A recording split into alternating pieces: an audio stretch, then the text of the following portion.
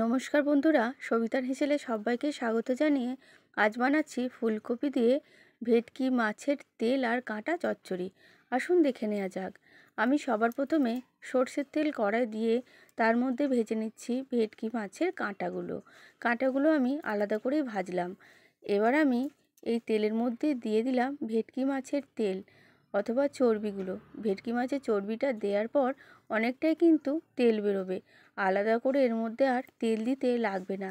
যখন দেখব এরকম অনেকটাই তেল বেরিয়েছে, তখন তেলটাকে আলাদা পাত্রে না তুলে আমি ওর মধ্যে দিয়ে দিলাম ফুলকপিটাকেও খুব ভালো করে ভেজে নিতে হবে।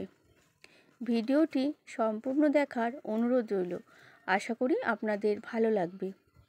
যখন দেখব ফুলকপি অর্ধেক ভাজা হয়ে গেছে, এই পর্যায়ে দিয়ে দিতে হবে কেটে রাখা আলুগুলোকে আমি খুব বড় করে কাটিনি, একটু ডুমো ডুমো করে ছোটো মতনই কেটেছি।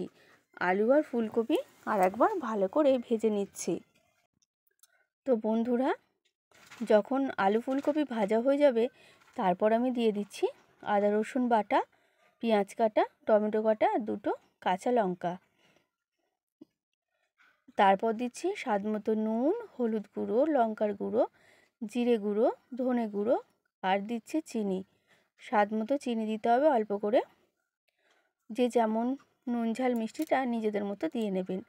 এই সমস্ত মশলা আর একবার ভালো করে কষিয়ে নিতে হবে ফুলকপি আর আলুর সাথে। সামান্য গুঁড়ো মশলাটার মধ্যে একটু জল দিতে হবে, আর কিন্তু আমি রান্নাটাতে জল ব্যবহার করছি না। এরকমভাবেই ঢাকা দিয়ে দিয়ে রান্নাটা করে নিতে হবে। তো দেখুন, ঢাকা দিয়ে দিয়ে রান্না করার পর আলুটাও কিন্তু খুব ভালোভাবে গলে গেছে আর ফুলকপিও গলে গেছে। এই পর্যায়ে দিয়ে দেবো আগে থাকতে ভেজে রাখা মাছের কাঁটা প্রথমে দিলেই কাঁটাগুলো ভেঙে ভেঙে যাওয়ার বেশি সম্ভাবনা থাকে, সেই জন্য আমি একটু পরেই দিলাম। তো বন্ধুরা, রান্নাটা প্রায় শেষের পথে, আর একবার ঢাকা দিয়ে দেবো আর মাঝে একবার নেড়ে চেড়ে দিতে হবে যাতে পুড়ে না যায়। তো এরপর আমি দিয়ে দিচ্ছি এর ওপর গরম মশলা গুঁড়ো। গরম মশলাটা বাড়িতেই বানানো, শুকনো খোলায় আগেই ভেজে গুঁড়িয়ে রেখে দিয়েছিলাম। তার থেকেই পরিমাণ মতো গরম মশলা দিয়ে দিচ্ছি রান্নাটার উপর, ভালো করে মিশিয়ে নেব। ব্যাস, তৈরি হয়ে গেল আজকের রেসিপি ভেটকি মাছের কাঁটা আর তেল দিয়ে ফুলকপির রেসিপি। নমস্কার।